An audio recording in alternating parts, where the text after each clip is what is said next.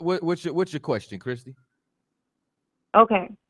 I'm trying to wrap my head around not when we pass away, we don't remember anyone, right? That's right, right? Yeah, I mean, you don't. Yeah, why would you? We don't remember anyone in our previous life. So how come in Luke 14, when Yahushua was given the parable of the rich man and Lazarus, he referenced that the rich man wanted Abraham to go warn his brothers. So if we don't remember anyone and he went to Because hell, it's a how would damn he parable, man. remember his I was brothers? just about to say the same thing, Cap. She can't hear you, but I I was about know to that's say that's why I because said it. That's why I said it. because the words that you just said, sis, explains it. You answered your own question when you said that it's a parable, because the parable is just a metaphorical story. Not everything in there is to be taken literal. It's to be able to take an actual message out of it. Now, do you want to know what the actual message of that parable was? Yes, please. So one, it's not an actual physical death. You know what I'm saying? It's talking about being born again and a changing of the guard that's going to happen. Abraham's bosom is like your bosom is your chest. It's what's dear to you. What's Hmm. dear to Abraham is the covenant.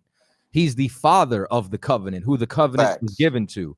And prior to the actual as far as the covenant, you know what I'm saying? What happens is this, as far as if I take the covenant out for a second, the rich man was oppressing the people. He had the power to Hmm. be able to help them, and he wasn't. That's like the Sadducees and the Pharisees. That's the aristocracy of Israel. And they wouldn't help Lazarus, the beggar. They wouldn't help the poor. So now, after you understand, Lazarus is quote unquote that he dies, he passes away. He's now born Hmm. again into the covenant, because we all have to die in order to receive the covenant, in order to receive the promise from Abraham. So now, as a result, once we go and we receive, that's our reward for repenting. But the rich man never repented. So now, when it comes time for him, there's a changing of the guard. There's a gulf now. He's now separated from the covenant because he never truly kept it. And he does not receive the same mercy that he desires because he did not give that mercy when he was in power. So that entire parable is talking about the Sadducees and the Pharisees coming out of power, and how the people who were oppressed and poor in the land, like when it says the meek shall inherit the earth, how they're going to receive the covenant. That's the in a nutshell. That's like a, you understand, the cliff notes.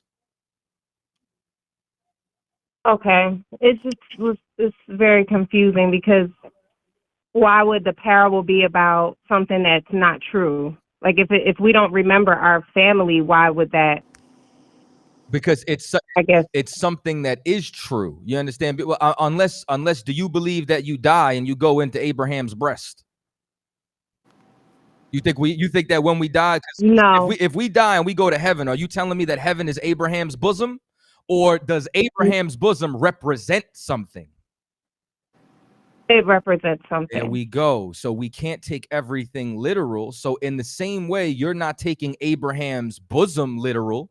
You can't take the fact of what he stated literal, because it's talking about how to be born again, receive the covenant, and that those who will receive it and those who will not. It's the judgment of those who serve God and those who did not.